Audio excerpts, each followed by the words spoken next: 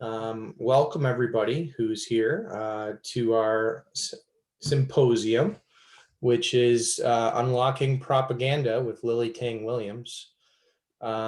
This is a Reopen New Hampshire / Rebuild New Hampshire event because we use both names now. We thought that we were going to rebuild New Hampshire and focus on that, but as we all know who are in attendance here, we're not reopened yet, so we still have to work on that. But we also want to rebuild New Hampshire because once things get back to normal, that is definitely something that's going to need to be done with so many lives and livelihoods affected. So it's definitely the focus of our organization. One of the things we've been dealing with in reopening New Hampshire has been that the media, in conjunction with the government, have used a lot of propaganda surrounding the COVID-19 virus and fear tactics to allow the governor to take on a lot of power that he ought not to have. And what we've been working on for the most part is trying to restore the legislative branch to its rightful role as the policy setters for the state of New Hampshire, which the reason that is because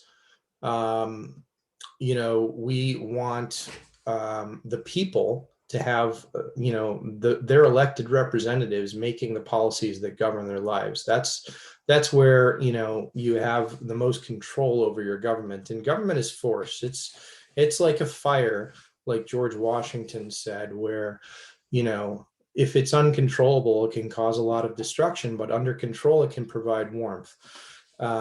So we need to bring a lot more controls into our government. And part of what we're doing tonight about is trying to understand how to deal with propaganda from the government and from the media so that we can start to reach people and change their minds about this pandemic, about the government, overreach in the executive branch, and how we could start to really bring New Hampshire back to the Republican form of government that it was meant to have.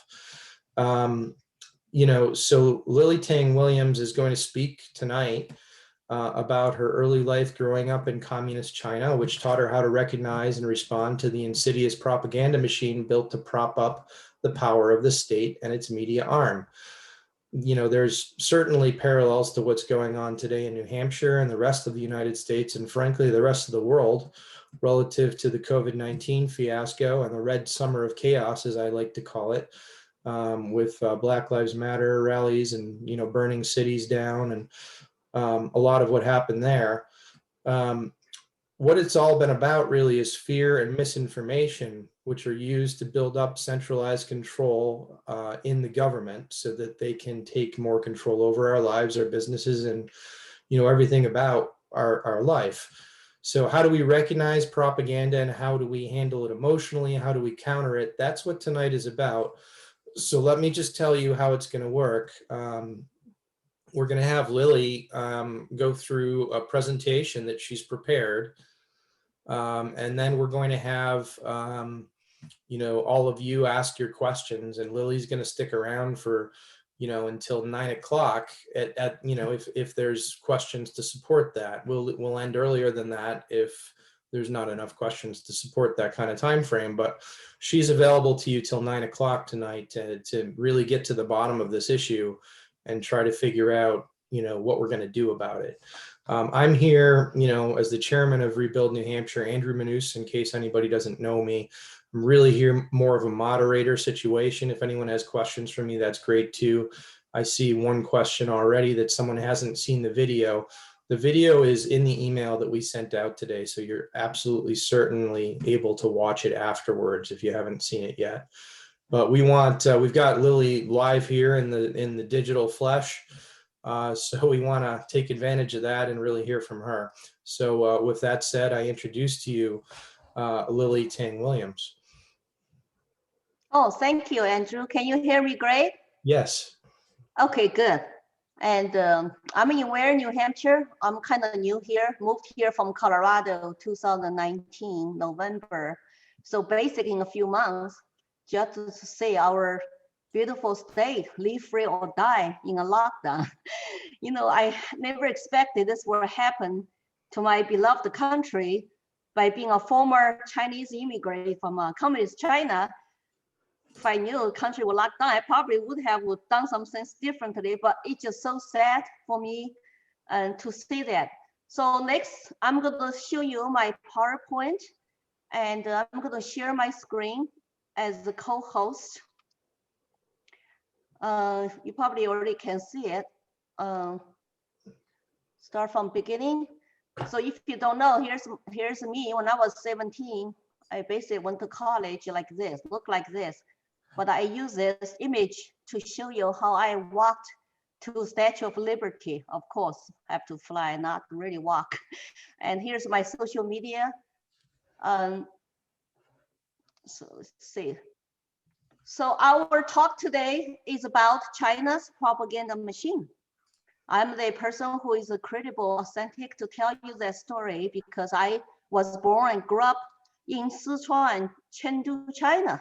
If you've never been to China before, I show you this map. Here's Chengdu, capital city of Sichuan province, pretty big province next to Tibet. So I'm from a province with lots of big tall mountains. And I'm from Chengdu, which is the valley. And so I was there, born into a working class family, illiterate, until I was 17, to go to Shanghai to study law.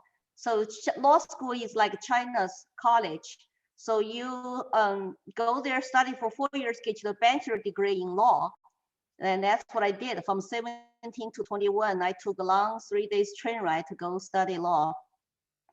And when you look at this next map, then this is Chinese kind of like a human geography map.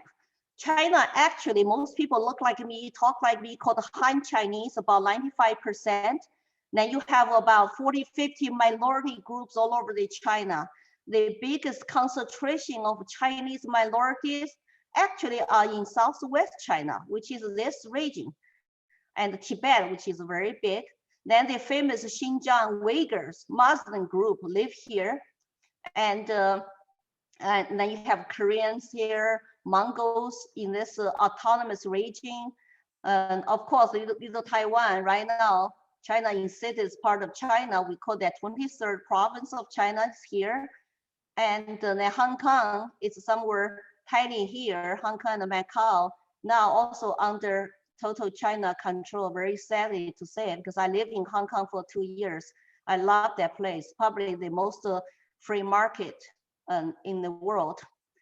And this is Han people, that's what I look like. So I speak Mandarin, eat the Chinese food, but all other places have, all the minorities in China have unique culture, language, customs. And of course, Tibet was liberated according to the history I learned in China in the 50s. And probably very few pictures of me when I was a little girl with my little brother, about 17 months younger than me, my aunt. My dad, working class, my mom never had probably more than one first grade education. To tell you how we lived, like how we propagandized our place. It's like community housing with 8 families share 1 bathroom, but then every day you have a big speaker come up, loudspeakers. So you will see later, even today they have that, and to tell you about the propaganda. And you live on government rationing coupons, how much you eat, and the school to go to where you live. We have very strict household registration system. Tell your family you are supposed to stay here, live here. You cannot just pack up to go somewhere else without permission. And when you have family, get married, you go to register when your children are born as a household formation. You get that little booklet when your parents got married called a family formation, that you add each child. And when you go to school, here's my school picture, right? Then they give you each student a file and to track you basically from the day you were born until you die. This is a Chengdu downtown. Here's a mouse.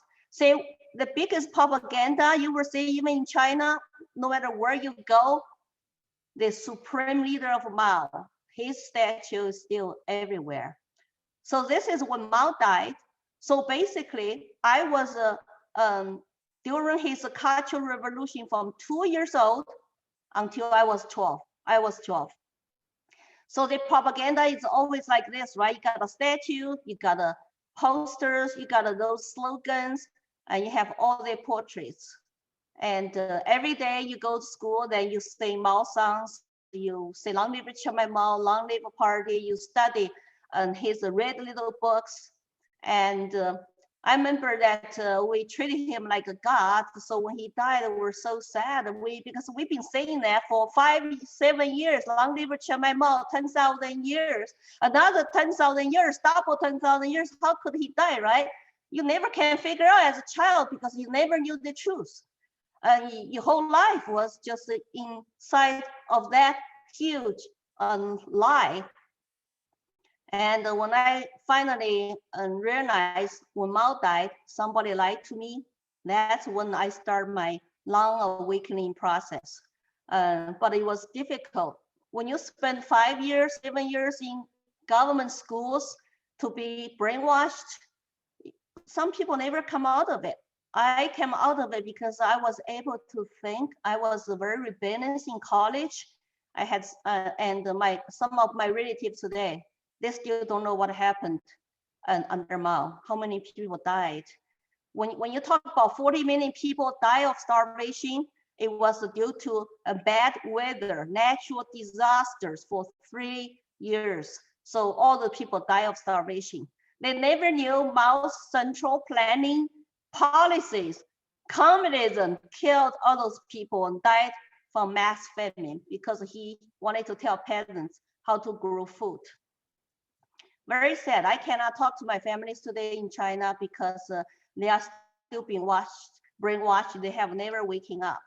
So this is a typical propaganda. When I was growing up, you got a Chairman Mao like a god with sunshine, lights coming out of his face, and all the Chinese just thrilled, worship him like a supreme leader and God, hold his little red mouth books, and hold those flags, Communist Party flag and China flag, and you have those posters on the side to say, you know, this is basically Chinese Union for Workers, Peasants, People's Liberation Army, and the, you know, of course, woman and the man. And so, of course, I don't know if you're aware, our people are divided into 10 classes, 5 red and 5 black. So if I had the illiterate working parents and we were dirt poor, I was one of the red class and red child, so I can get to wear red scarf. If you're from 5 black families, and like landlords and traders, counter-revolutionary rightists, and you can never wear red scarf and you will be classified as black. It is so sad to see. And of course, our kids in America, they don't know what happened to us during the Cultural Revolution. Because of the division of 5 red versus 5 black, they put so much hatred in you. So if you're a black child, you hate your parents, you hate your grandparents who used to be rich or capitalists or have land, and you wanted to change your last name. You wanted to tell party, oh, they were bad families. I want to draw the line with them. I want to denounce my families. I'm going to change my last name. So lots of people during the Cultural Revolution changed their last name in order to draw the line. So I see the similarities today. You see some families, kids turn over their parents today just because they went to so-called the Capitol riots. But there's similarities for sure. Back to the today, even though I went through Cultural Revolution, I woke up, came to this country, guess what? The political system in China is fundamentally the same. Because of the open reform economical policies under Deng Xiaoping, people did become better, richer, and you know, we were not starving anymore. We had a lot more material wealth. But still one party rule, which is China's Communist Party called the CCP. Because the one party rule, and I want to introduce you this system called the CCP controlled media. Basically, that's everything. When you have one party rule, even though they have a symbolic and state council, people's congress, chairman, she is a party chairman, but also military commission chairman, but also country's president, but no votes needed. Nobody is ever elected in China. So it's all appointed by inside the party system. And so of course, the biggest propaganda department under Communist Party, and it's called, and actually CPD, right here, right? CPD basically is a Central Commission's China's propaganda department. So you see they control the print media under, this is the bureau, and newspapers, about over 2,000 newspapers in China are controlled. Of course, eventually all newspapers are controlled. You can have some black market once in a while, something get printed, but quickly will get confiscated. And this broadcast media, which is run by basically the state administration of radio and TV. Then you have the famous CCTV and all the way down to the provincial level, city level, sometimes it's all TV system. Then you have this many TV channels, include the local, and then you have a shortwave radios and the international radio broadcasting, about 34 of them to 17 countries in their languages, all under this line. And the book publishing, we have a government school monopoly, and so all the textbooks and stuff are belonging to this line, and this is press. So they control, so basically about 1,100 publishing houses, over 9,000 periodicals. So there really no free press. And when I run into a reporter from NPR in New Hampshire, when he asked me a question about Joe Biden, do you think he's really like socialist or something? I say, well, you might think he's a moderator, but he's backed by all socialist and Marxist people behind him. I say, if that happened in our country, you as a reporter will not be a true reporter anymore. You'll be working for government and get licensed to be a journalist. You have to pass the state exam in order to test your loyalty, in order to become a reporter. So you print whatever basically one party system wants you to print. Now, of course, you have a huge internet control in modern world. And this is cyberspace administration of China called the CAC. And they have a lot to do with all the internet and with the 50-cent army. I don't know if you are aware of this army. About 300,000 of them get paid every time they troll somebody or post something on internet. I got attacked by them on my Facebook page. I have to keep deleting them because they just come in, attack you, distract you, and say the same thing over and over again. They will never argue. They just call you bad names. I was called all kinds of bad names. And then recently you have 170,000 Twitter accounts were tied to Chinese government, the state propaganda were deleted just last July. So you can imagine how many Twitter accounts, Facebook accounts they have in this country. And this is a Chinese state and party media give you different levels. When you talk about levels, so you're talking about at the top level, which is very centralized, and you have the People's Daily, and of course, China's news services, which is under United Front. I will show you United Front later. And Xinhua News Agency, which is the world's largest state agency, largest. Then the China news services, which is targeted overseas, probably is the second largest. And then you have different levels, vice ministry level, then under that is bureau, and their division. So from central government to the provincial government, then to the local city government. Chinese city is it's a lot bigger than county, which is a little bit different from this country. And so you see all those famous names, right? People's Daily, Global Times, and so I want to get into this one, a darling of the overseas, lots of people. They call the United Front Work Department. That's the department of the CCP, but also it's a part of the People's Congress, because in order to look good, I mean, they did a separate different, section of government. So this basically to form a network, individuals, organizations who are not Communist Party to look good, to get the people form this coalition, but you have to be under leadership of the Chinese Communist Party. So this also serve as a cover for Ministry of National Security, like all the spies you see in this country, and espionage people inside our university laboratories. You don't know who is spy, who is not, because they're undercovers, right? There's United Front. No, they're part of United Front, so there are covers for those organizations. And so out of this called the United Front, which is UFWD, has total 13 subdivisions with 40,000 staff. It controls so-called, Chinese Political Consultation Conference, which is a group of people from, 8 other legal parties.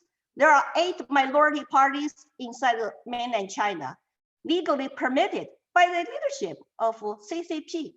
If you dare to start party, but not approved, not legal, you'll go straight to jail. So this is that part of a political consultation conference called. And FIC, which is a very big organization called the All Possible Chamber of Commerce, called the Federation of Industry and Commerce. Then all the civil institutions like NGOs and minority regions and overseas offices, used to include Hong Kong, Macau, Taiwan, and other countries. So this all under the United Front. If you Google United Front, you will see lots of information. And this budget just for this United Front, it was 2.6 billion. And then after they absorbed the second largest media agency called the China News Services in 2018, and that agency by itself is another 6.6 billion. So you add the two together, it's like a $10 billion budget just for the propaganda and for 2 of them. And this I would say United Front later partnered with Cyberspace Administration of China to particularly targeted to influence social media. They will work with very identified high-profile social media influence, offer them money to hire them. You never know who they're working for. They hired people all over the world. So you have to be aware when they say something positive for China, you gotta probably follow the money. So for United Front history, you can say those 4 so-called leaders, right? And Marx, Mao, and this is actually Sun Yat-sen, the founder of Republic of China, which is supposed to be who they look up to in Taiwan today, and it's still called the Republic of Taiwan, right? He founded that Republic of China, and he died earlier years and took over by Kuomintang leader Chiang Kai-shek. So Chiang Kai-shek is Nationalist Party, and Mao is Communist Party. They formed the United Front in order to combine some warlords inside of China. That is the first United Front. And the second United Front during that period to fight Japanese, to drive out Japanese. And actually, if you look at the history, and Nationalist Party, which had their army do the most fighting, where Communists under Mao, it take time to group. But they never tell us that. When we grow up, we saw the Kuomintang Nationalist Party were so bad, and communists were Mao's army were doing all the fight. His Red Army had to go long march to go fight in the north. So later, of course, United Front again was used by Mao to drive out Nationalist Party to Taiwan in 1946. So now that the United Front becomes kind of like today's United Front origin. So what happens that under new President Xi, he started this new propaganda. So when you talk about Deng Xiaoping started economic reform under Jiang Zemin in the 90s, and China become more prosperous, and they change their ideology all the time. So I would say China was not communist anymore under in the 90s because they were more fascist. So you can't allow to start your own business, have your own private companies, but then just have to comply with party's PC in political stage. But when Xi took over China, I think we call him kind of like a new Mao. He's a hardcore, more communist. He said that we need to revive China. And so he started his propaganda called the New China Dream, like versus American dream. But the China Dream, remember, it's never Chinese people's dream. It's Xi's government, Chinese Communist Party dream. That means, China will be the largest economy in the world, and our country will be, making big, high impact in the world. And this is something poster you see. So not just, I saw lots of posters in China during the Cultural Revolution. You go to China today, you will see posters like that.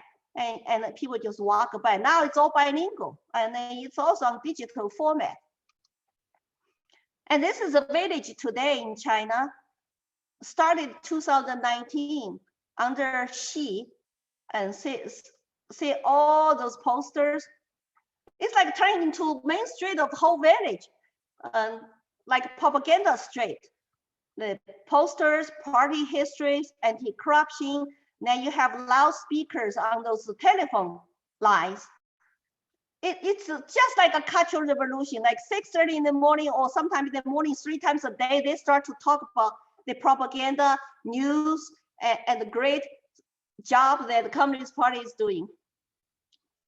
So this is Xinhua News Agency, the biggest like a state propaganda agency, and have hundreds of offices overseas.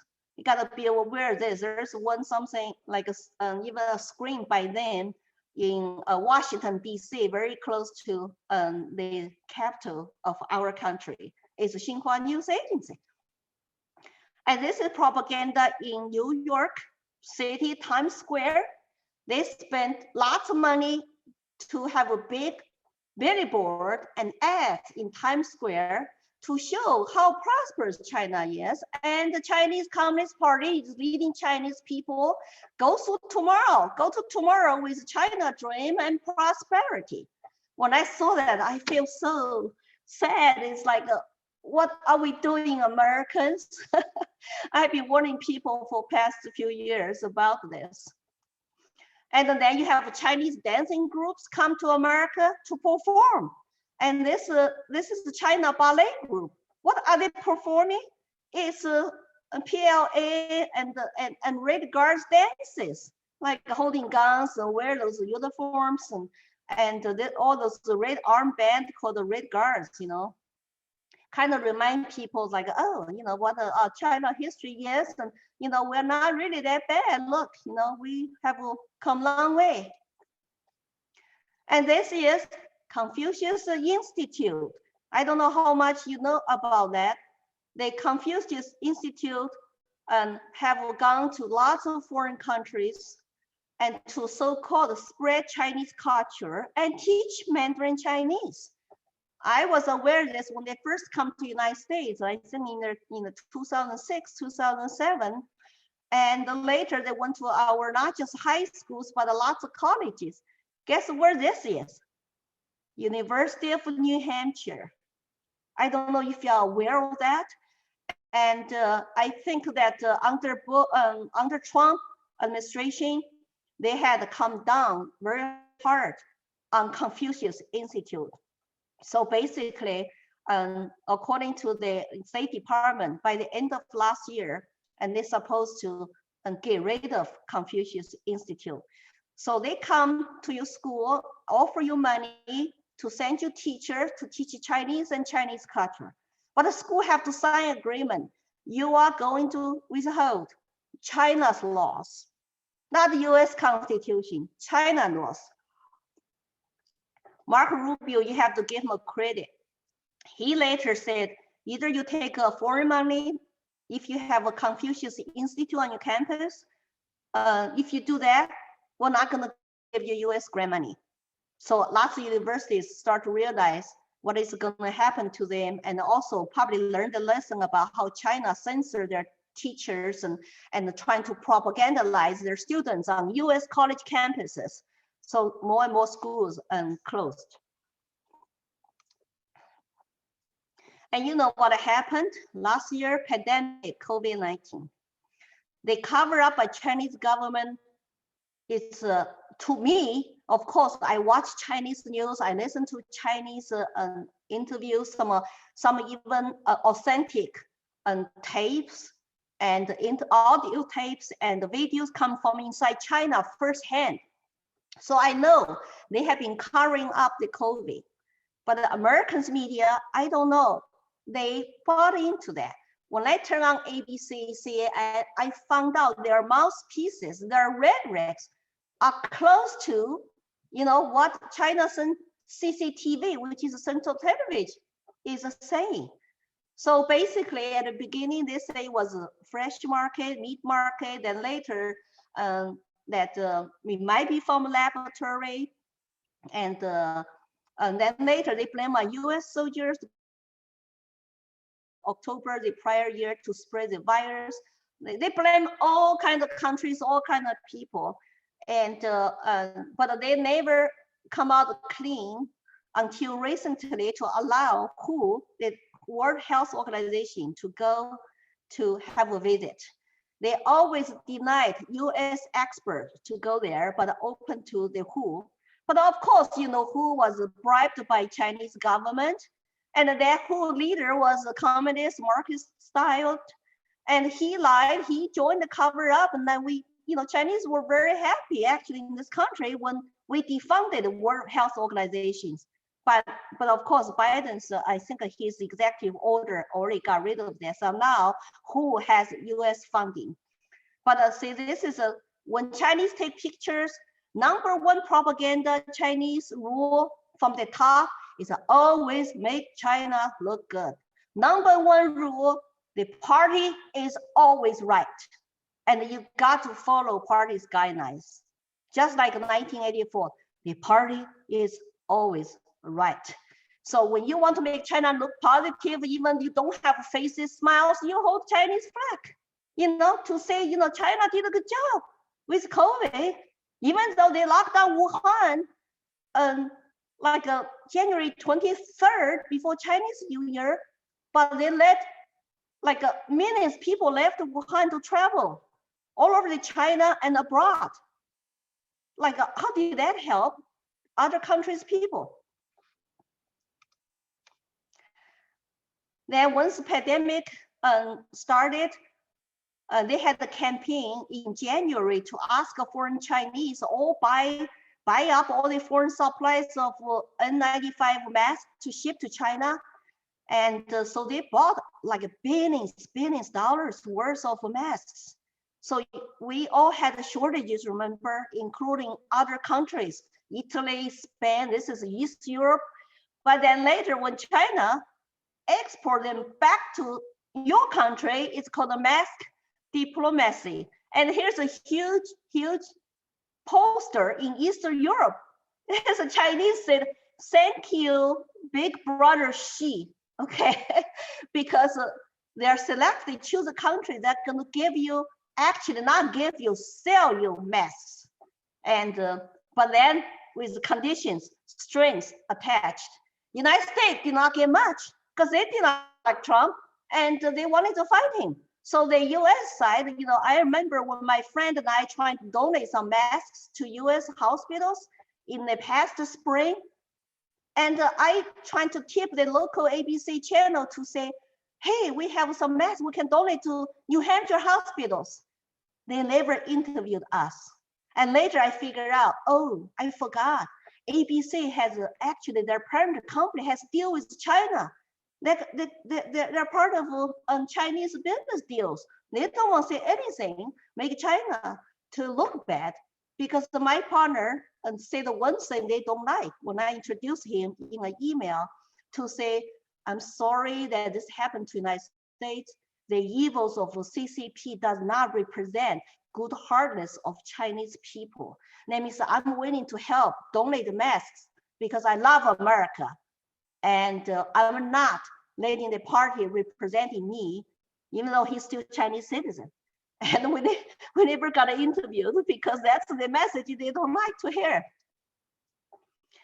And when I talk about United Front, so you have all the front organizations deeply infiltrated into the world. And this is one example of it. Former executive officer of Hong Kong, Tong Chi-hua, Mr. Tong Chi-hua, started Hong Kong Foundation and the People's Exchange Foundation, organized people go to China. Remember, he's a part of their political consultation conference. It's all pro-China individuals, organizations, parties gather to do a show to make China Communist Party look good. So he will organize business people, intellectuals, professors, and the politicians go to visit China. And he's a part of United Front. And people were buying to that. And he's in his 80s now, and look at what happened to Hong Kong. Where is he when Hong Kong people took the street to say we want human rights and democracy? He was not there to be found. He was probably busy making money. And remember, I told you United Front is actually covered for national security, over 30,000 spies in the United States. Remember Fang Fang in news every day not long ago, a spy who went back to China after she already compromised our California congressman who is still serving in the House of Representatives today on Intelligence Committee. And they were just pretty dumb. Oh, I did not know. How come he was not called to get impeached, to step down of his committee positions? Double standard. And Fang Fang escaped, went back to China to go hiding. Talk about Black Lives Matter and Antifa riots for months and months. And I don't know, the major media will never report this, okay? That the Chinese is funding money through two pro-China organizations. And one organization is called China's Progressive Association. They have a chapter office in Boston, and they're the one who will work with Chinese consulate to put a Chinese flag at the top of the Boston City Council building when China celebrates its birthday. Sometimes when I go to Boston, I always feel a little bit creepy, because I have been watched on my Facebook page, you got warned. And so when you're trying to donate to this Marxist organization, and remember that they have monies and through progressive pro-Beijing organizations to support those two organizations. One of the foreign policies I read in China's papers, so the white papers, is to cause chaos in foreign countries in order to benefit from the Western democracy countries' chaos. So I hope more evidence will show up, will come out. So after you listen to all these summaries of stories, of course, I will leave you lots of time for questions. So the conclusion is be aware the CCP propaganda machine has infiltrated into our schools, into media, also into our churches. There are Chinese churches who never encourage their people to be politically active, to even vote for conservative side, because they took money. They took money, right? I mean, like the Chinese newspapers in this country are also funded they China Watch, which is pages basically China Daily, a mouthpiece of overseas Chinese newspaper and the internet broadcasting. They actually paid $19 million 2020 to give to newspapers and media organizations in this country to promote their propaganda.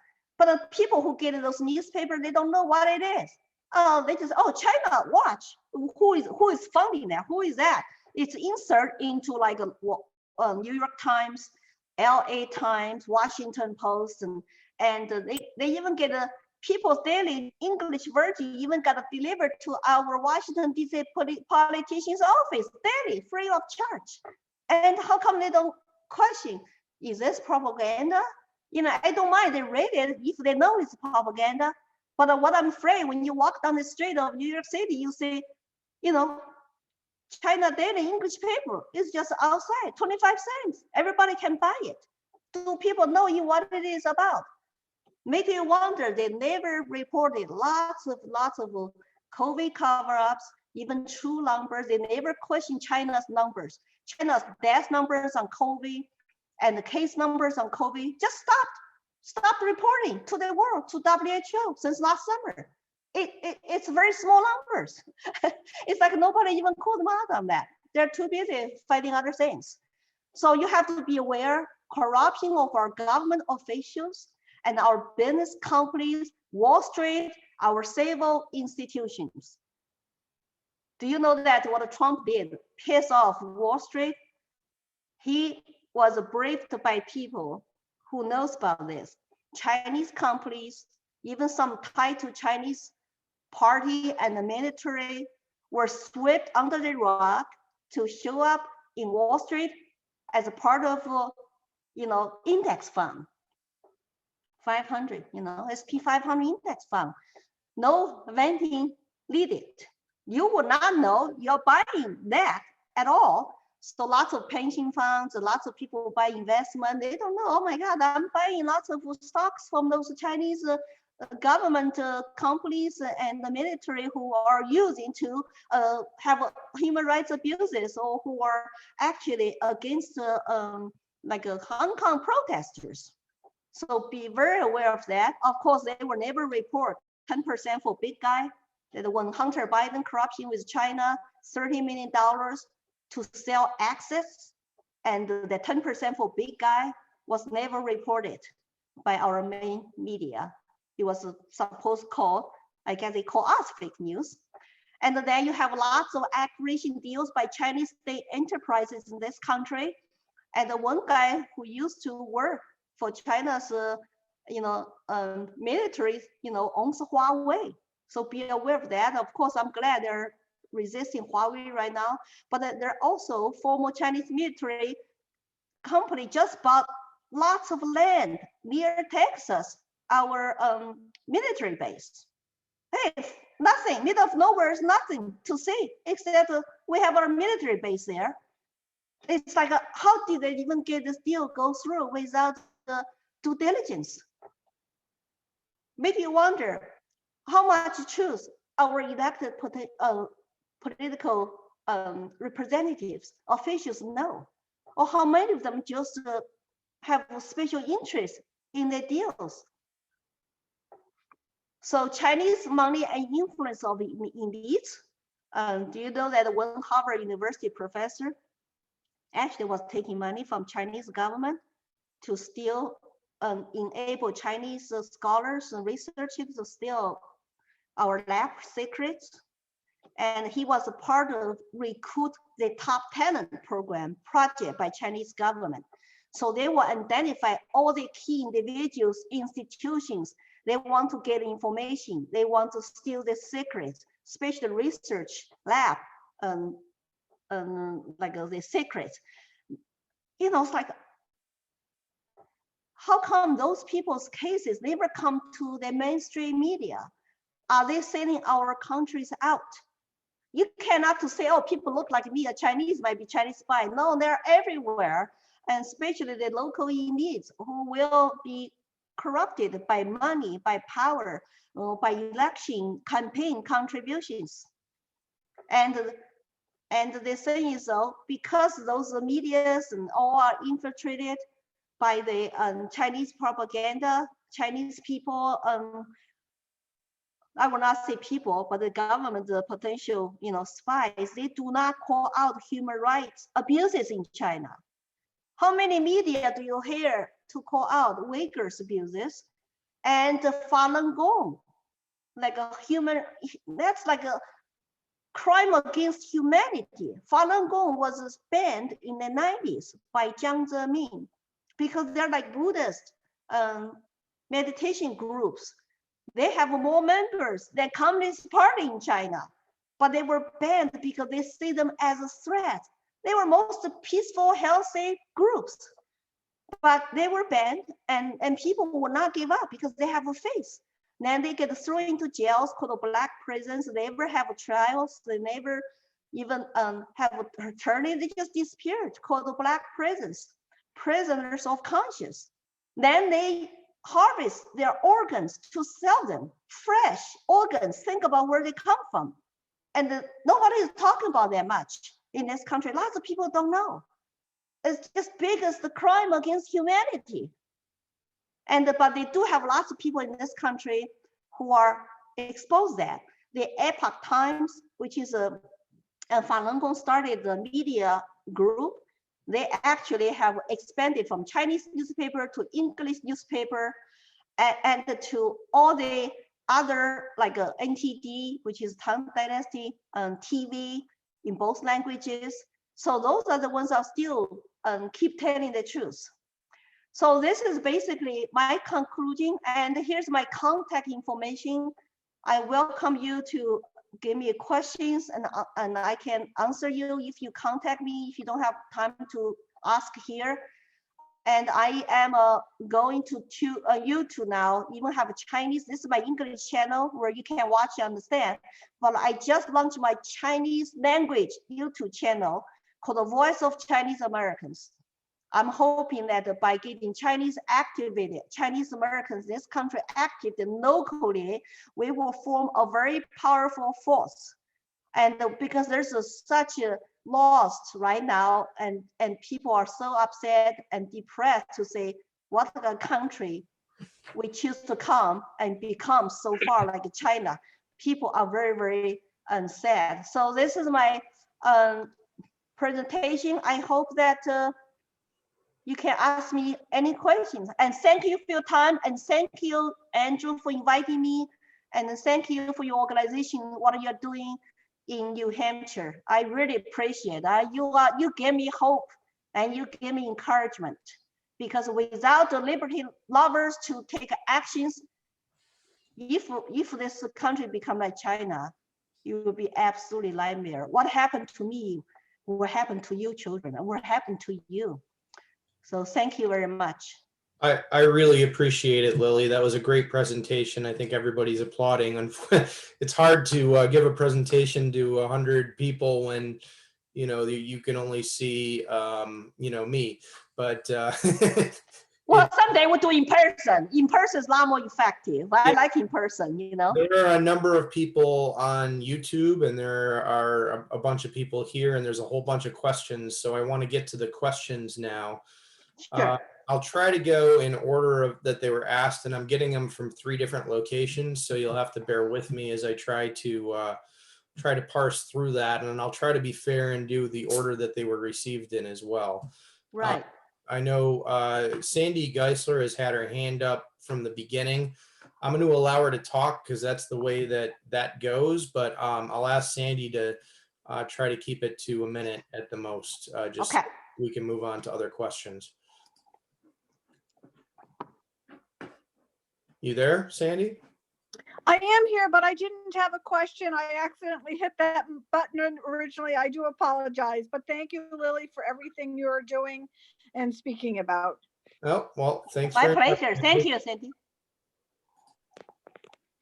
All right, so moving on to the next question, I have, do you see any CCP propaganda techniques being used in the American media? And if so, what are some examples? very similar. The number one strategy in China by my friend who worked for the basically Xinhua news agency for 8 years. She did like a China Radio International in Arabian language. So she said the number one strategy is to come up with consistent top-bottom rhetorics and even a particular words and sentences, and just keep saying that every day. It doesn't matter if it's true or not. You say it like it is truth. So people after a while, they just don't challenge it anymore. They just agree to it. They don't even think about it. I see that because I consistently say the same words used by our main media, lefty media, every day. I have to hold my nose to watch them, MSNBC and the CNN, and sometimes I have to scream. It's like, God, I cannot take it anymore. But in order to know what my opponent is saying, what another side is saying, I have to watch them. But they really make me sometimes to jump off my sofa. Very similar, okay? So, and of course, the censorship, it's just self-censorship. And it's like, where are the journalists who really care about the truth, who report the news instead of all those opinion pieces? They, oh God, it's like especially last year, election year, COVID, and now after January 6th, it's just awful. That's why I feel like I have to jump into this now, because I feel like my country is in crisis, my state even. So I mean, I'm glad I'm here, have you guys, but when I was in China, I feel like I was so alone. I could not tell anybody the truth, how I really feel. Oh, I was planning to leave for America. Oh, hell no, don't tell anybody. At least I'm not alone here now. And I have lots of immigrant friends tell me we are terrified, Lily, about what's going on. And the left media is all liars. It's all left propaganda. They recognize them. They're just like the Soviet Union, like former East Europe. So we have to be aware. You say left-wing media. I mean, can we be so bold as to say that there's a political party in the United States that resembles the Communist Party in China? Or are we in the early stages of a process to have a cultural revolution here in the United States like happened in China? Is there any parallel here that you're seeing? Well, I have lots of Democrat friends. They are moderate Democrat. They call themselves liberals, but they're really moderate Democrat. They're not radical left. I think the radical left has infiltrated into Democrats' party. They are Marxist, communist, but they infiltrated about 8%, maybe 6% of them, but they are loudest and they're woke class. They brainwash our youth and they control the dialogues and media messages. And basically they bully everybody, just like a cultural revolution. When you get bullied, when you publicly denounce people, publicly shame them, it's just other people are silenced, they're afraid to speak up. You're worried about losing your job now. You worry about, like your family member, what they're gonna say if you tell them everything. Like you see, families got breaking up by this political division. It's very scary to me. So Democrats party leadership right now, I think they know what's going on, and they're using their moderate Democrats, liberal base to achieve the agenda. That's why Labor want to demonize Democrats, because lots of Democrats are good people, but they truly don't understand the truth. They don't know. They buy into the media and the propaganda every day. That's why they also live in fear every day. It means like no schools, no jobs, no restaurant, no fun, no life. What is the point of life if you cannot even live it? They don't understand. All the business got shut down, have to live on government welfare checks. Those people don't have dignity. They have depression because they want to work. They are getting satisfaction from their work. So that's typical divide and conquer. It's typical Communist Party tactics. Remember 10 classes? So they divide you according to tribalistic, identity politics. Then they will come after you all. That's what the Democrats don't understand. They will come after you. Well, that's scary. In terms of them coming after us, is there anything that we can do prevent that from happening, or to take action to stop this train from coming towards us full speed? I have been trying to activate people in local politics. See, when you just argue on social media, when you just call Democrats bad names and insult Biden or whoever, it's counterproductive. You want to use your true information to educate our people in the middle or even potentially on the left. If we just like talk to our own people, it does not increase your numbers. We are outnumbered right now. We need to win people's mind and hearts by sharing information and open up their eyes. That's why I go to liberal colleges. Even Democrat teachers ask me to go to their classrooms as eyewitness of communism.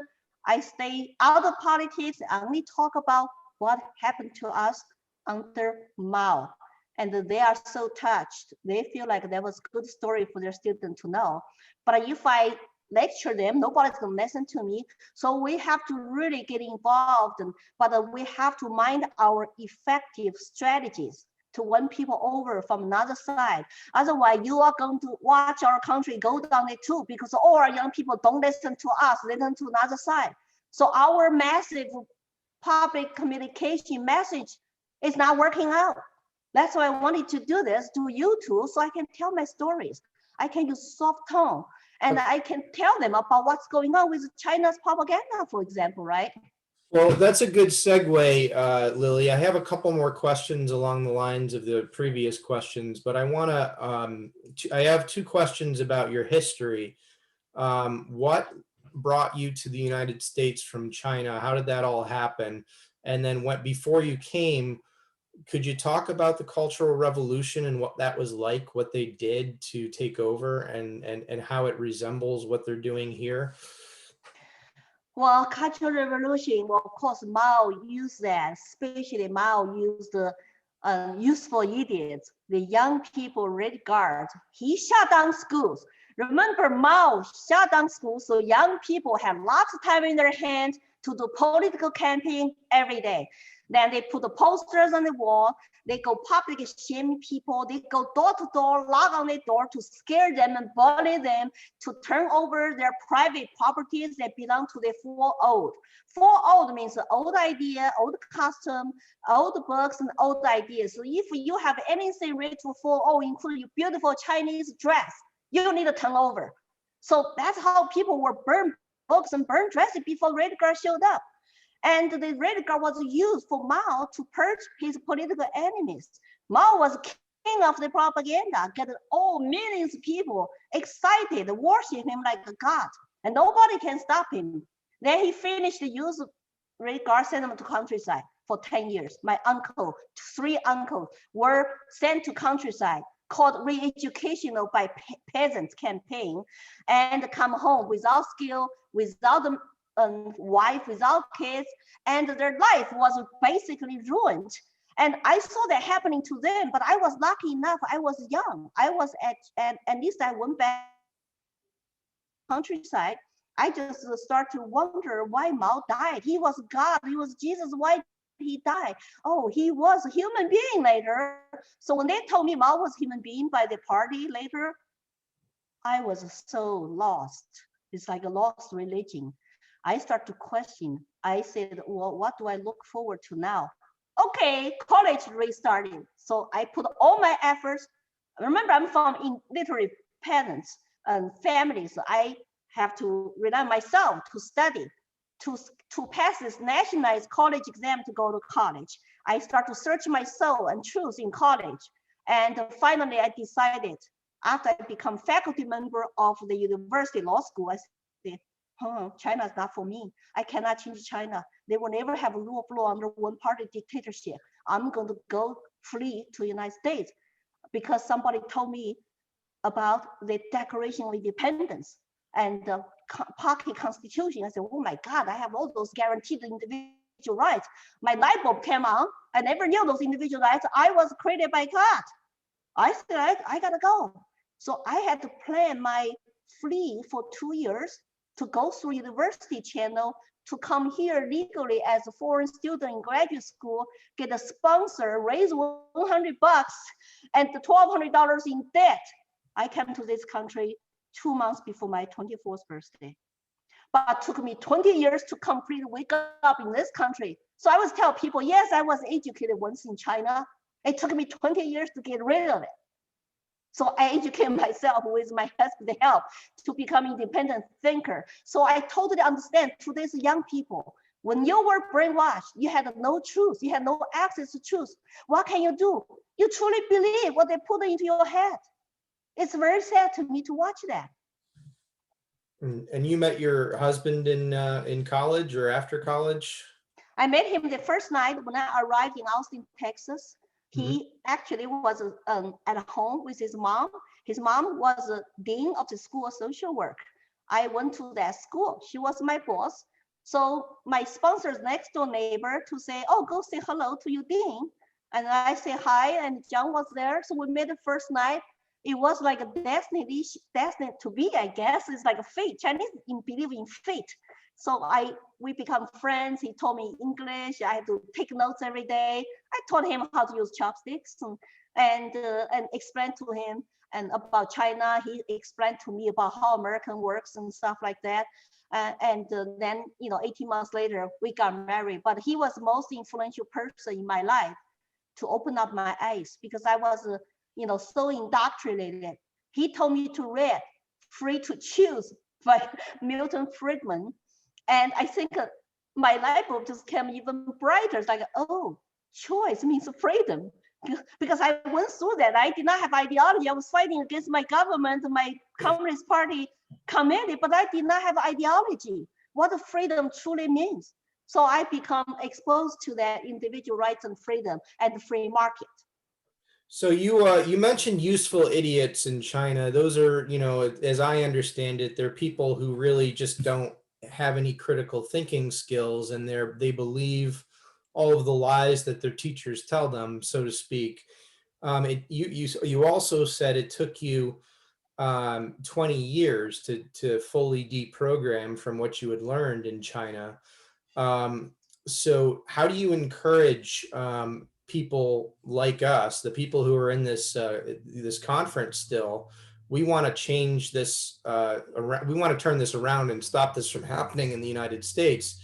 So how do you deprogram people? How do you encourage them to think critically? How do you do that?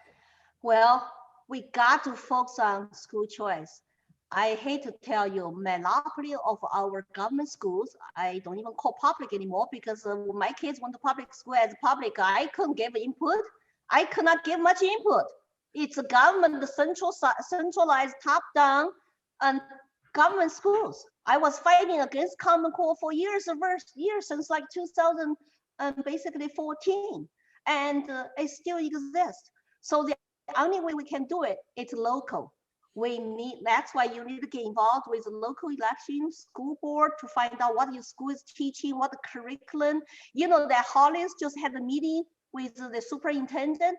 The conservative were telling me they are pushing to teach in their schools critical race theory, which is pushed by New York Times or 1619 Project, by Black Lives Matter. They train our kids as young as 3rd grade to be social justice warriors and hate America. It's a racist country. There's a systemic racism.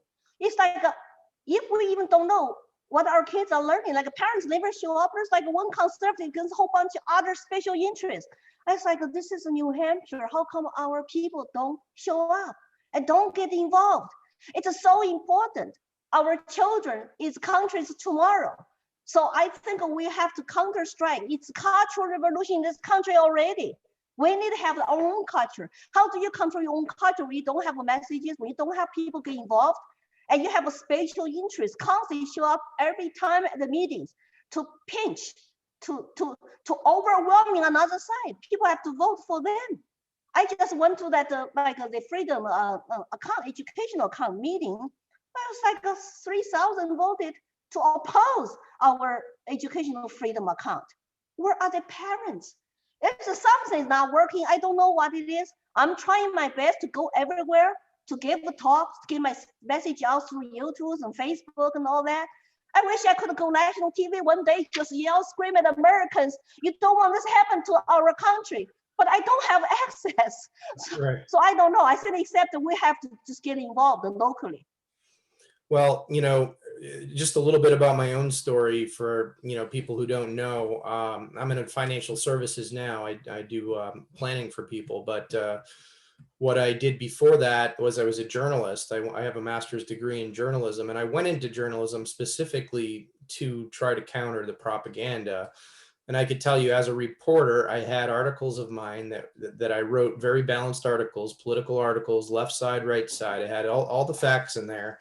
The editors took out the conservative points of view, just ripped them out of the story completely, just put the Democratic ones in. This is, as whoever knows me knows that I'm a pretty conservative guy. So but as a reporter, I tried to tell the truth. I tried to tell both sides of the story.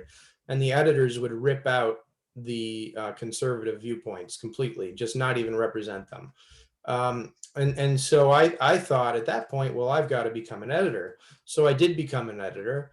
And lo and behold, I found out that, well, the publisher is the one who decides what you can put in the paper and what you can't. So, that route was finished, and that's why I went into politics personally. And then, eventually I had to go and start a career, but because politics doesn't pay that well in New Hampshire. But I really applaud you for being involved. And I would tell everybody here on the call that it's essential. Any one of you can do what I've done, what Lily is doing. Any one of you can talk to your friends and tell them the truth. We have to, kind of like a drum beat, which is what they're doing to us. We have to hit a drum beat of the truth just constantly, over and over and over again. Just keep repeating it over and over and over again, because Right. they're doing that to us. They're repeating their lies over and over and over again. So, and from my perspective, one of the ways that you counter that is you become the drum beat and to oppose it. And sure, our voices are being limited. We're being shut out of Facebook and shut out of Google and all that. There are other ways to reach people. We're creative human beings. We're free, and we have the ability to go out there and figure out how to do this together.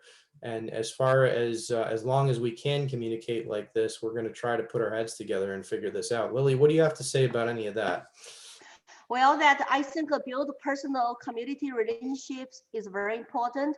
Remember, New Hampshire has about 35% people are not affiliated. It's people in the middle who are busy working, raise their families, working hard, paying taxes. They don't understand what's going on, or they'll be silenced, and they don't understand politics. There are lots of Democrat friends I have. They all see the problems, but they have wrong solutions. Solutions are always a bigger government. Government should do that, should do this. That's why they voted for Democrats, but they don't understand that Democrats' policies are totally counterproductive. It's like it's not good for you. Why are you voting for them? You're voting against your self-interest. You are small business, you are minority, you work hard and you raise a family. Guess what? Your taxes going up, your kids don't belong to you, and they shut you down whenever they see fit. They put you on the government dole, but the dole is not much because socialism means everybody is equally poor. They send lots of money to overseas and give their cronies. We have to educate our labor, start with our neighbors, your co-workers, or whoever you work with every day, and just have a personal engagement. And if people are afraid of the in-person now, you can do on Zoom, give a call or whatever. And I think social media sometimes getting into nasty argument is not effective. You can share information, but argue or very harshly and calling bad names is just not helping our cause. That's why sometimes I hold my breath whenever I see people arguing and calling each other bad names. It just become like divide and conquer again. Our people are so divided.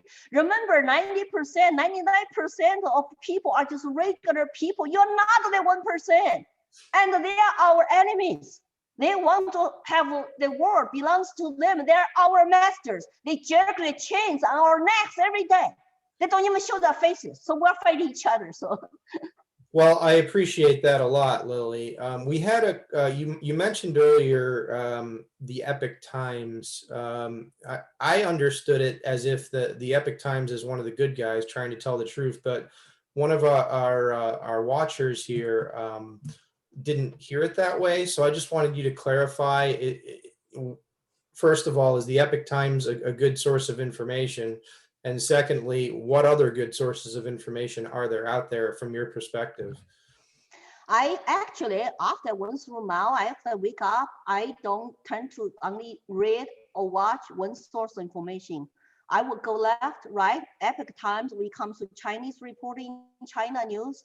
And of course, they're very conservative. They are very anti-communist because, and they're the one who suffered great deal, lost lots of people, lots of lives due to that regime. They come here, start over basically in this country, and they're conservative and anti-communism. But I also read other sources, LA Times, New York Times, and I watch different news, and I do podcasts, I listen to other alternative media. I want access to all different sides of information in order to make up my own mind. I hate to just watch one or two selective channels because everybody has their opinions, has their biases. What if another side do have some, good information? So I think personally, I just ask people to be open-minded, to go check out lots of sources. But if you go turn to China daily, you're going to be indoctrinated by China propaganda. As long as you know that's propaganda, that's okay. You need to look at what they're saying. It's all positive news about China, I guess people are still confused about the Epoch Times. Is that, what do you think about it directly, that publication? I think that publication is pretty accurate when it comes to report on China. What happens that lots of Falun Gong practitioners today, they're still inside of China, and they will go through black channels underground to supply them what's going on inside of China. So I read their news about China. I read and I watched their TV called NTD TV, English and the Mandarin Chinese both, especially when it comes to China news, because I don't live in China. I cannot even go home now. I probably was warned, don't go home again. I'm a wanted criminal. So I have to manage just to get the news from them when it comes to China. And so if you want to know what's going on with China, and they have people who speak Mandarin who will analyze all the information for you. So that's where I will turn for China news. So for American political news, there's so many other channels you can choose from, and I don't have to tell you. Yeah. Okay. So I have some people who say they're getting involved in local committees at town. The question that this person has is, do you think asking why when people push a communist agenda helps break down their ideology? She said that her name's Jessica. She says she's trying to stay focused on policy and truth. So does the question why help identify people coming from that far left agenda? I think that the choice of words are very important in local politics or communicate with your fellow citizens. Some people might have a natural tendency to resist you when you talk about, oh, this is communist, blah, blah, blah, this or that. If I go there and say that, I may have more credibility because they're just going to call you racist, white supremacist, or whatever. So whenever you use those kind of ideology terms, they might have resistance. So I think that if you use my name, for example, I have a friend who grew up in communist China. She thinks what we're doing, this is what they did in China. I think probably it's more have more possibility to connect with people. And so I try to testify, for example, always refer my personal experience. It just has more, credibility, right? And nobody's gonna call me, I make it up. So it depends on situations, how you word yourself. Generally speaking, you want to focus on policies, ask questions, and stay away from ideology name calling, because lots of people in the middle, even though you say, hey, that's communist, but they don't understand they don't understand communism, otherwise they will not support this, right? So they don't know. So feel free to use my stories and my messages, but try to use questions and use more softer tone, focus on policies and the consequences of those bad policies are very effective when you use examples. Okay, I've got a question from Kathy here, actually a bunch of questions. I'll put them all together, and if there's any of these that jump out at you, just to talk on that one. Is there any other country tied politically to China, UN favorable to China? Are they buying Western ranches in the United States? ICE spoke in New Hampshire a few years ago. A Chinese lady spy took many blueprints at Bronzecraft, Nashua, and also a spy in Massachusetts did too. I guess that her father's been speaking out about communism for 50 years and everyone called him crazy. I would assume that, going back to the McCarthyism era in the United States, if you're familiar with that era, Lily. Right. But I guess the core questions here are, are some of these stories that we're hearing about, the Chinese buying out our land in the United States, other countries being tied politically to China, and is the UN favorable to them or any other global organization? Do you have any insight into those questions? China is one of the 5 members of the UN Security Council, also a member of Human Rights Councils. Like, are you kidding me? China is going to decide. For example, when we're trying to sign a petition for UN to investigate China's like Falun Gong organ harvesting, they were not taken, they were not investigated because, China has got one of the 5 votes, and China is a member of the Human Rights Council. So they will target us when we have something going on, like, oh, call us racist country, this or that, but themselves, they don't want you to call them out. UN is friendly toward China because the UN, when you look at the UN, there are lots of countries are leaning socialist countries, especially small countries, will need China to back them up with money. Have you heard about China's One Belt and Road initiative? It's Chinese billions of dollars loans to those smaller countries who need money to build infrastructure with very, very little interest. But as soon as you cannot pay their loan back, they're gonna take over your infrastructure. And Djibouti as a military base. And that scares some country now. They're worried about, oh, we don't want to take that devil's money because then we have strings attached. And you know why Spain, Italy got hit so bad by COVID?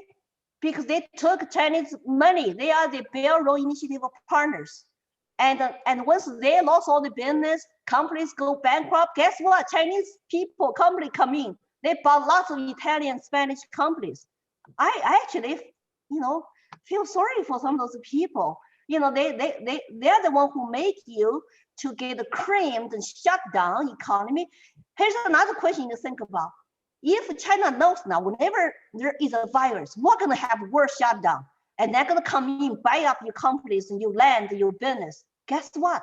Maybe this is not first time you're gonna have COVID. There's 2 years later, there's something else. Is that scary?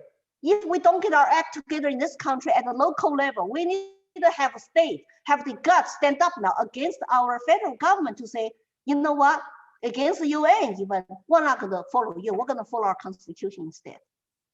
I really like that idea and comment a lot, Lily. Particularly with the One Road, program of China, which I have heard about. They literally want to take over the world. So it is certainly happening to some degree. Does COVID-19 have anything to do with that effort, or is that a conspiracy theory? Well, when I was in February last year in California having a political meeting called China Democracy Conference, I had my Chinese friends already told me there's lots of conspiracy theories about this COVID thing. And one of the reasons for COVID is to shut down Hong Kong. They did take over Hong Kong, and now they're threatening Taiwan. So, and it's no longer from the fresh seafood market, and it's lab created, and they shut down the doctors. Say look, that's how bad our media is infiltrated by pro-China people. They will not allow Chinese doctor, a whistleblower, to talk about her experience inside the Chinese labs, and they were also not they will not pressure China. What are your true numbers? China numbers a lot greater than what they tell the world. but no pressure. They're just constantly fighting another side and gain their power in this country or Russia cruising. But how about China? So I think that to me, it's a very scary. China has a dream. That's the Chinese Communist Party's dream. The dream is to be the #1 in the world. They already threatened the United States during the last year to say, if you constantly investigate COVID, you send you antibiotics materials for you. Remember, lots of supply chain jobs, PPEs were in China. How did we let that happen? Is that a national security issue? I'm all for free trade if it's truly free trade, but the trade with a government, a party who is never elected, who abuse their people, they don't care crap about the human life. They treat their people minutes like animals. So I think we need to wake up as American citizens. What kind of country we want? What kind of world we want? And we need to form an alliance with other countries who support our principles and support our values and to counter strike.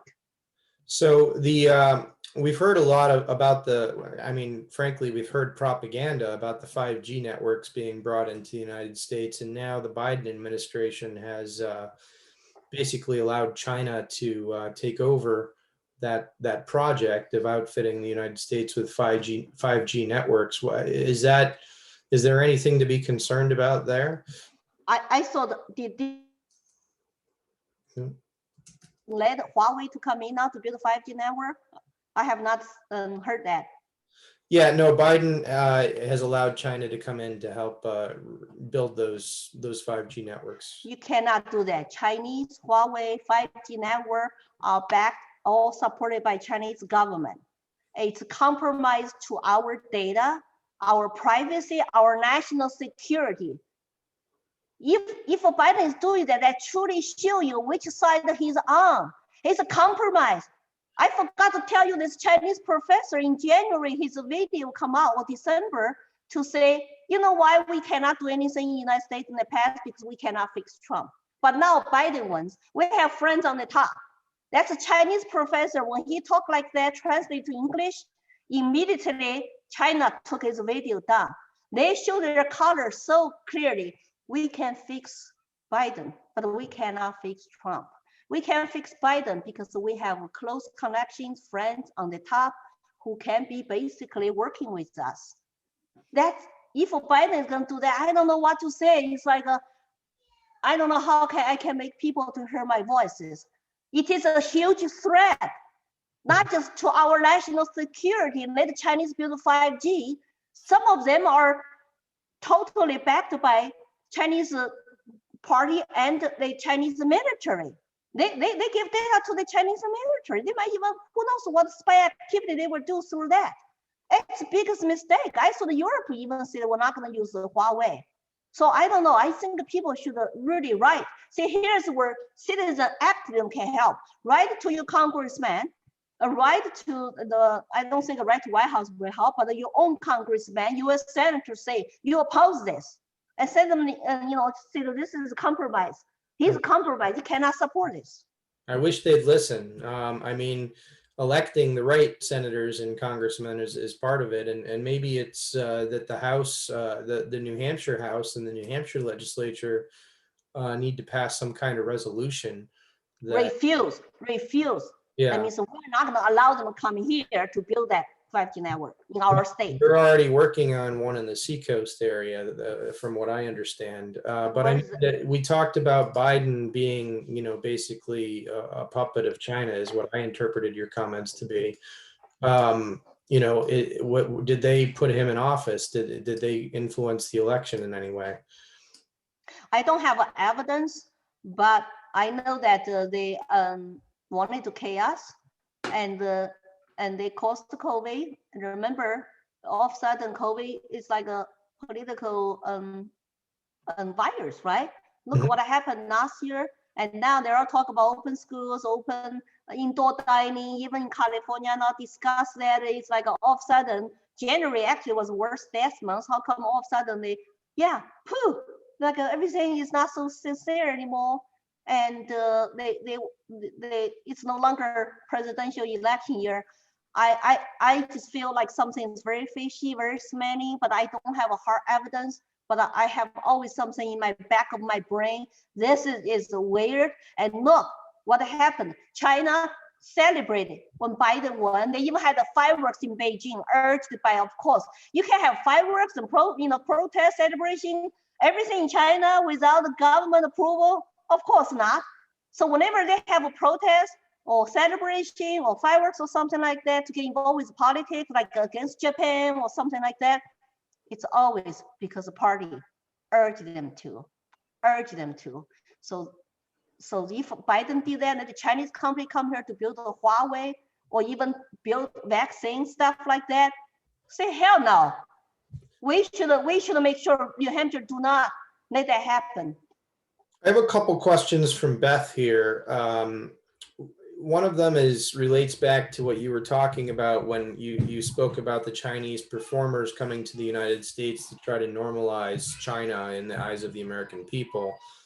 Do you ever, I mean, you personally escaped from China, which seems like it's a very difficult thing to do, but do you ever find traveling performers escape and ask for refugee status in the United States?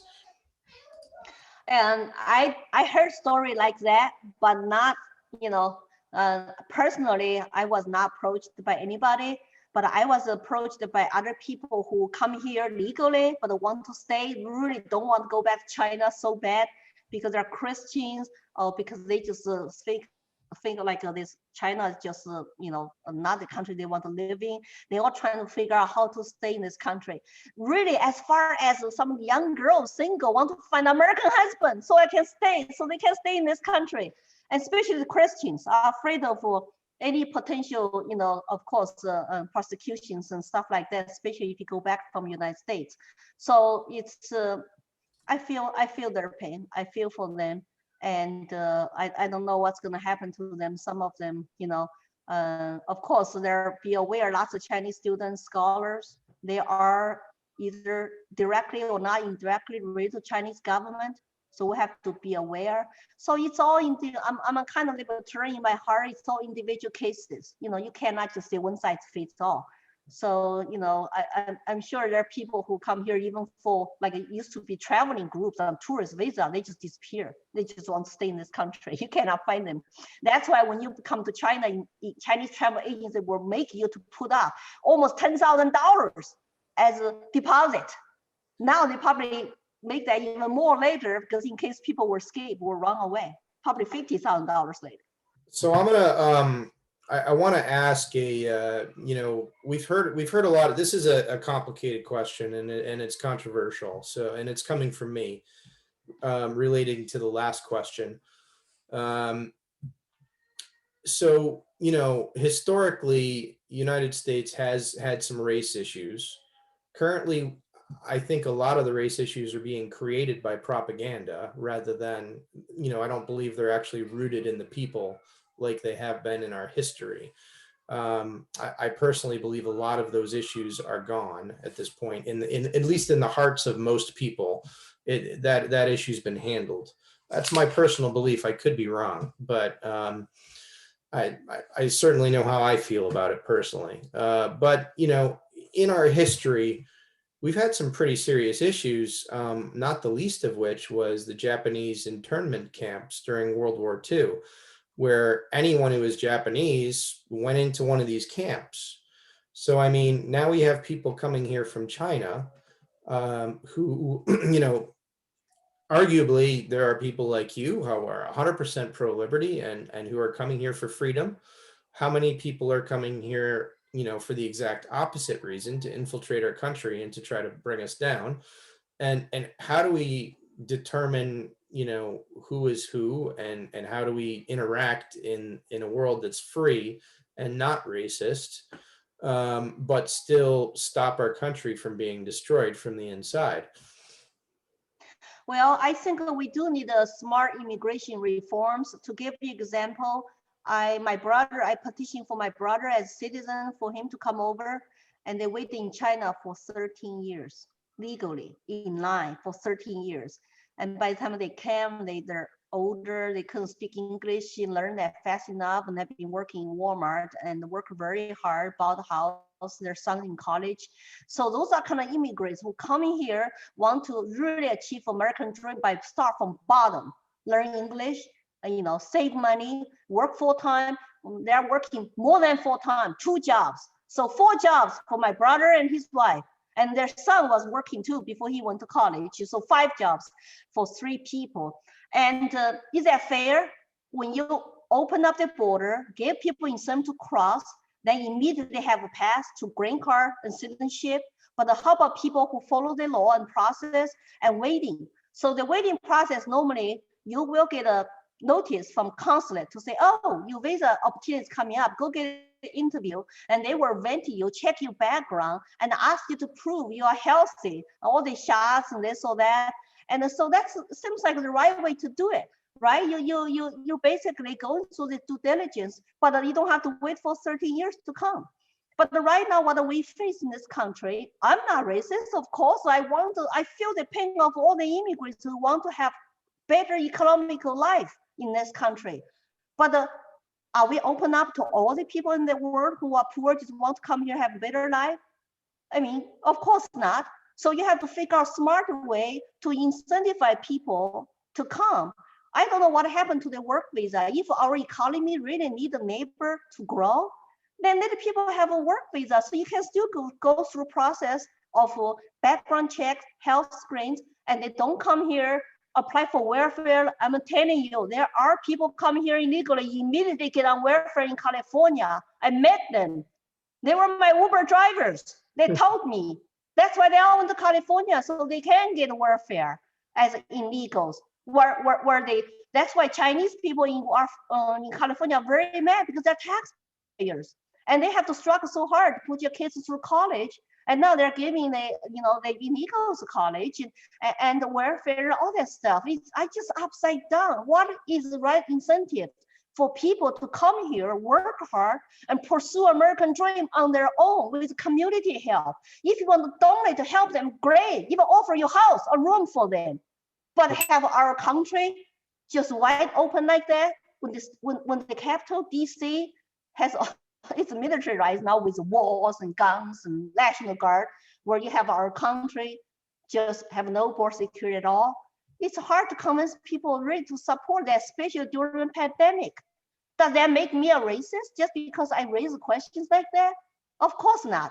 So people want to shut people conversation down by calling you, racist. It's just those people really don't want to have discussions, or maybe they have a moral superiority over you. You think they're better than us. But you see all the elites, they have guns to protect them, professional bodyguards, and they have walls. They even have walls for the office now, for the entire capital. So how do you explain that? So we have to educate American people to say, does that make sense? To have our border, people just can't come in. They're like, maybe more and more will come in from other countries now. The caravan is coming because they heard Biden is the president. Well, I couldn't agree more, Lily. My grandfather came here. Well, his father, my grandfather was 5. They came on a boat to Ellis Island and with nothing, and worked their way up from the bottom up, the typical American dream story. And that is what we need to encourage. I think it's your story as well. And I really love what you had to say about that. I wanted to point out, Sharon wanted you to know about retired Lieutenant General Robert Spalding's book called Stealth War. Sharon says that it amplifies what you've been talking about. The gentleman lived there, he's fluent in Mandarin, and he's sounding the alarm in a lot of detail. So it's very worth reading and recommending, according to Sharon. So I wanted to. I heard about that. Yeah, I heard about that. I also watched his interview too. Right. Yeah. Very good. I have another question about the US $28 trillion of debt. How much of that is owed to China? And does that impact what we're dealing with? Is there any level of propaganda that's used, for that, surrounding that debt that we have? Well, China is I think the largest U.S. debt holder as a foreign country, outside of U.S. And of course, we are worried because if we keep printing money and keep going to China or some other countries to say, hey, and can you buy our, national debt? There is always some leverage, some strength that China can pull on us. What if they say no, or say we're gonna charge you higher interest? I mean, it's like think about, look at history, how big empire Rome collapsed, right? It just basically just getting out of control to keep spending, and it's just not sustainable anymore. People just don't understand economics in this country. I had to learn that. I never learned economics in China. I had to learn the simple economics lesson 101 to say, how money works, how job is created, how business people manage to do their payrolls.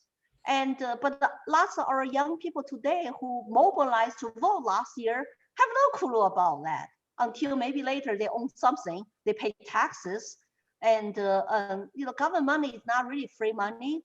I believe the number is so big now, $28 trillion debt. So that's why so when I come to this country, I had $100. I'm living American dream today. I started business, I failed for first 8 years.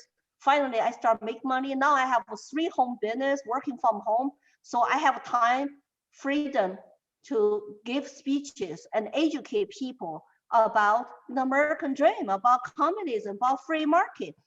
The thing is, so young people today, all they want is government, give me some stuff for free. I told Bernie I would challenge you, debate you. I talked to Kamala Harris on her Twitter. I would challenge you and debate me. And of course, I'm nobody. I cannot get the response. But those people, it's the same thing I heard in China. Same rhetorics. We will protect you. We will provide you. And the government is great. You don't have to worry about personal responsibility.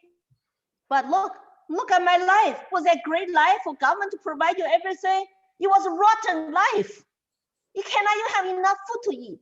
I had to try one time a rat meat. We were so hungry. Then go catch some rats with my uncle. Then munch on the bones. Because the government gave us 2.8 pounds of protein coupons per month for family of 5. That means all the eggs, all the meat, less than 3 pounds a month for family of 5. And you tell me, oh, socialism is wonderful. Oh, free college, free health care. Somebody's going to provide that. Money does not come down from sky, from government keep printing money. But the kids have no economic education. They don't know anything about money.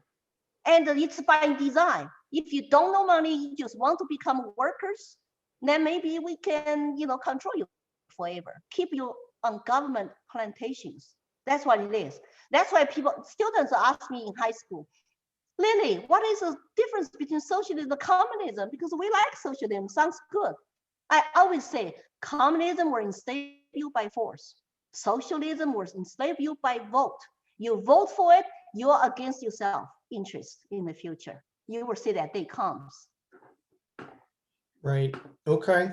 I've got an interesting question here. Actually, more of a comment from Beth. She says that the Peabody Essex Museum has a China house, and they have on display there a loudspeaker that's used to broadcast propaganda, and it explains how it was used. So anyone who has any interest in checking that out, it's at the Peabody Essex Museum. Where is that? It's near Salem, Massachusetts. It's down in Massachusetts, Peabody, Massachusetts. But they have a display of the loudspeakers that you were talking about earlier that they use okay. to broadcast propaganda. So that was one of the comments that we had. And then I think that there's a couple more here. I guess, to finish this off, we've really hit on all of the questions that I wanted answered at a high level. What I really want to just finish with is something to send people off with that's going to give them something to do. Like, what would you tell people? how do you recognize propaganda when you see it? And we already talked about deprogramming people and how to fight against the Cultural Revolution, but what are some techniques we can employ to identify it and fight against it? Just if you have any more that have come to mind since we've been talking. Well, you just have to be aware. You have to really be aware, and you don't want to trust, of course, a very narrow source of news information. You got to build a trust for some other alternative media. I think the main media is probably lost the cause, and you mean it's like but you still have to know what they're saying. Then sometimes they have investigative reporter, quite good by New York Times. And I guess to really find the news, instead of listen to talking points by those opinionated, anchors, I would suggest you to find your own source, trusted source of information. And I mean, I subscribe to, cable, all that, but I just watch all sorts of information. And most times I'm just on internet. And be aware of that. If you see something very suspicious is going on, especially in your own state, in your own town, you got to verify it immediately and educate people about that, what's going on. See, that's how we lost this country so far, because I think lots of people just trust their government to do a good job because they're elected, supposed to represent you, but they're not. They even don't care about you anymore. It's like I'm a landlord, right? I'm gonna hire a property management company managing my properties. And I'm just, bye-bye, I'm on vacation. I never check it out. I never get involved and look at the numbers and go inspect property myself until my properties all are ruined. I mean, whose fault is that? We are supposed to be the owner of the country. We are the people. We are the stakeholders. But we have been blinded, have been not active, have been silenced. And so basically, our schools become babysitters. Some parents don't know what school is teaching their kids until maybe homeschool online. What are you learning? I've heard some news like that. So if you can homeschool, find the alternative options for your children, that's probably the best service you can do for your kids to save them from indoctrination centers. But if you cannot understand, because I couldn't do homeschool, I couldn't even speak English well. And my husband had to work 8 hours, 10 hours a day. So we send our kids to public schools, but we just have to talk to them every night at dinner table to figure out what they're learning, what the teachers say, and teach them how to handle lots of things. And later I put them all in charter school myself. I become charter school board member and the chairman. I even hired the first principal, as a parent. I feel so empowered by getting involved in my kids' education and really exercise my school choice. I love it. I had another question come in, if that's all right. Sure. This one's from Amara. She asks, is the modern China actually communist, or is it just an authoritarian capitalist state? I think it's a mixed economy. I would say it's more like authoritarian, the largest authoritarian state with one-party dictatorship. They do have some market economy mixed with a socialist economy.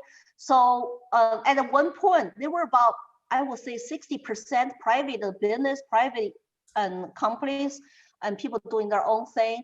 And after this, I think the Xi come over. So basically, he actually got rid of lots of private companies. Because he insists, in order to have loyalty to the party, doesn't matter what kind of industry you have, what kind of enterprise you are. If you have more than 100 people, you got to have a Communist Party committee. So basically, that's to exercise the control authoritarian state with private ownership. You know what happened to Jack Ma, Alibaba? He was forced to resign, and lots of billionaires are like very quiet and don't know where they went to. And so the Communist Party committee have people on their board and in their company. And basically, his ideology is that we cannot never a private company get so rich. That's so much profit. And so they demonize private company profit. So it is I agree, it is no longer communist state. We call communist China just because it's always controlled by one party called China's Communist Party. But it's more like a fascist, totalitarian, authoritarian state. But they want to do that to the world. So were they to trade with you, be careful what else they're doing.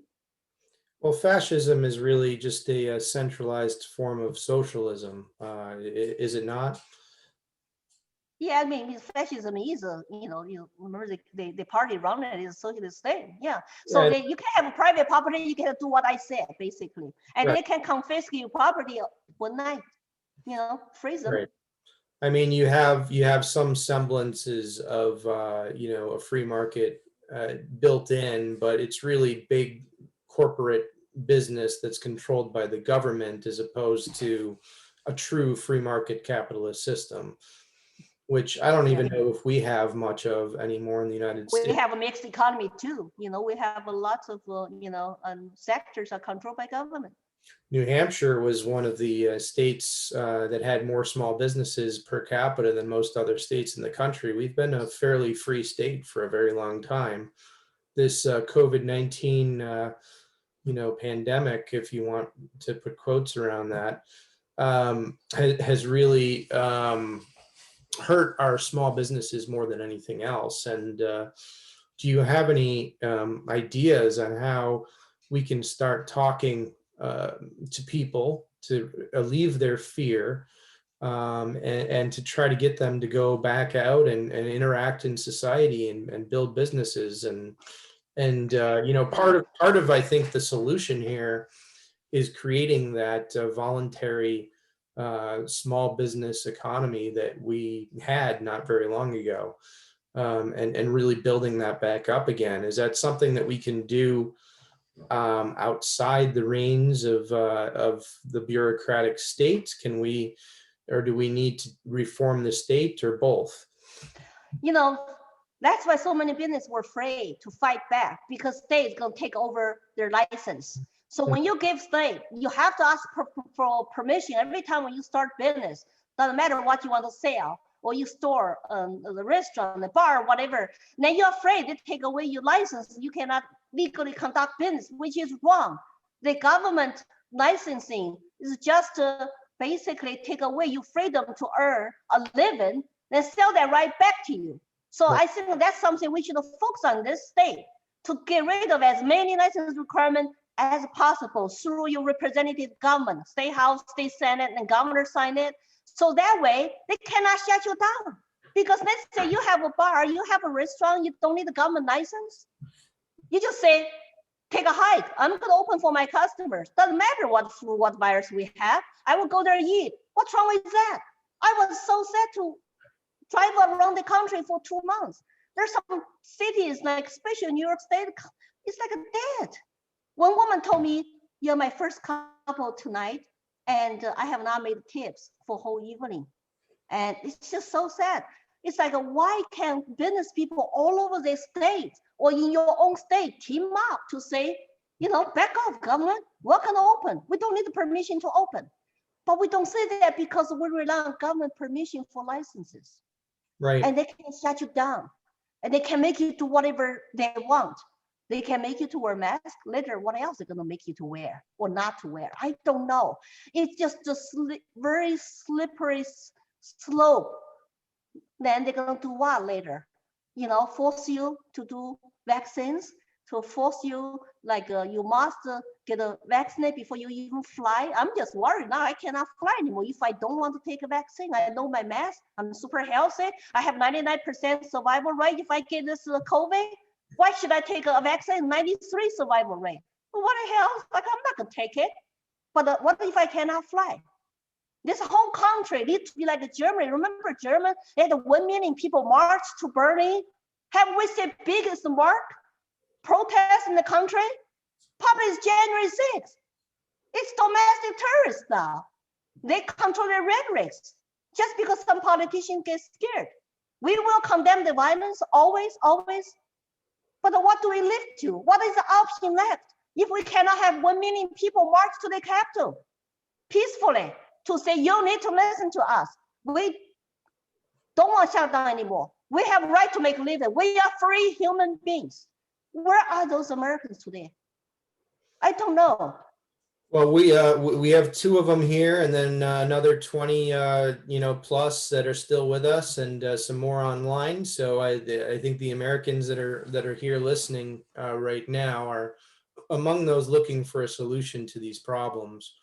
My business is such that I can meet on Zoom and I don't need to go anywhere. And I was doing things that way before the pandemic. So it's not like nothing has really changed much for me. Some of my clients like to meet in person. Others like to meet on Zoom, and I do both. I obviously don't wear a mask ever, so I let everybody know that. But the point of bringing this up is these are voluntary associations. If people don't want to be around me because they want me to wear a mask or they don't want to be around me, we'll do a Zoom meeting. I don't mind. That is a wonderful blessing that I have to have a career like that. And frankly, it's one of the reasons that I started Reopen New Hampshire, is because I know that a lot of my clients don't have a career like mine, and they do have to wear masks to go to work, and they do have to do X, Y, Z, and they're suffering, and a lot of them have lost their jobs. I'm like, well, I can't just sit back and do nothing. I've got to stand up and do something about this. And Right. so, well, I'm not, personally impacted as much as a lot of you are, and that honestly is on my mind every single day. I needed to do something to change the way things are going. I'm not entirely pleased that we're honestly having this conversation still. I thought, Carolyn McKinney and I, who started the organization, we thought we'd be over by May. We thought we'd be back to normal by May. No, it's just supposed to be just 2 weeks, flatten the curve. Just 2 weeks to flatten the curve, and it's nuts because here we are almost a year later, and I don't really see any end to it. Yeah, and what is the new normal now? What is our new normal? I volunteer wear a mask when I cannot social distancing, when I try to protect the family, business, and go to the store. I don't want to get into trouble. I will support those business owners. I will do whatever, voluntarily. But when is the end? Now you're supposed to wear double mask, or there's national mandate now. It's like 4 masks, some of them were saying. And there's another story that my Soviet Union friend who grew up there told me this picture and her story, just like my story. We did not have smiles. We did not have individual faces smiles because when Americans happily smiled, and we all want to be like Americans, they're so happy, they have happy smiles, individual expression on their face, but it stops many. When I smiled too much in China, growing up under Mao, I was criticized to say, why are you so happy? Don't you want to look like everybody else? So she pointed out in Soviet Union, they told people, stop smiling. Don't smile like happy Americans because they're bad people. Now Americans don't have a face, don't have smiles. I cannot even recognize people when I go out. I can go to gatherings or something, but you don't know who is who because you're required. You are required, mandated to wear that. And I don't know when is the end. I'm trying to find the best way I can to tell my stories, to get people to wake up. I'm hoping things gonna become so bad in the next couple of years, maybe people who voted, for their candidates will wake up to say what's going on. Then we need to go to show us march peacefully to get our voice to be heard, and or to do whatever we want. Like for example, they still say you cannot do this, you cannot do that, just do it. I mean, I do whatever I can to live my normal life.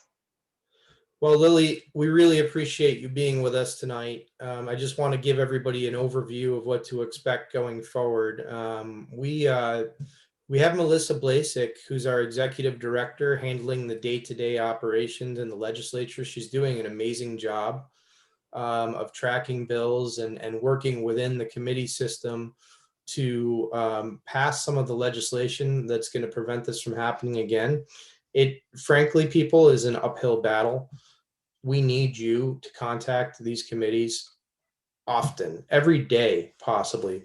One email is not enough. You have to email them over and over and over and over again with different points of view on the same bill. why it needs to pass, why it needs to be, why it needs to not pass, you know, over and over again. We can't let up. We have to be consistent. We have to be persistent. And the other thing we have to be is peaceful and respectful. Lily talked about that a lot tonight. She said, you know, the back and forth arguing on Facebook about a position, that's not going to solve anything.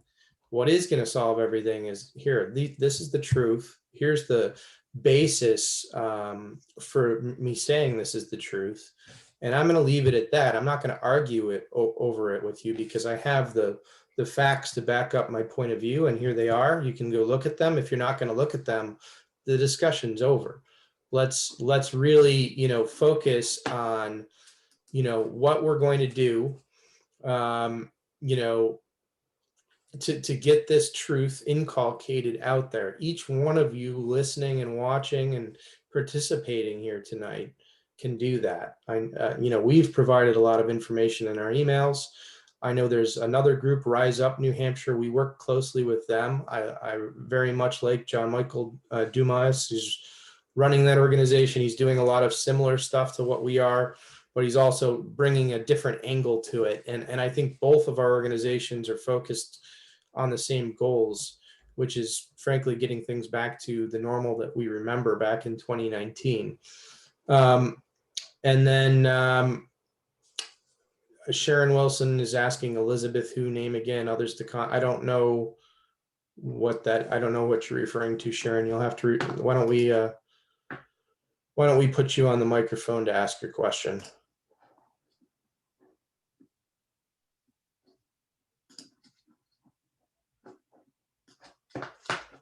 You have to unmute yourself, Sharon.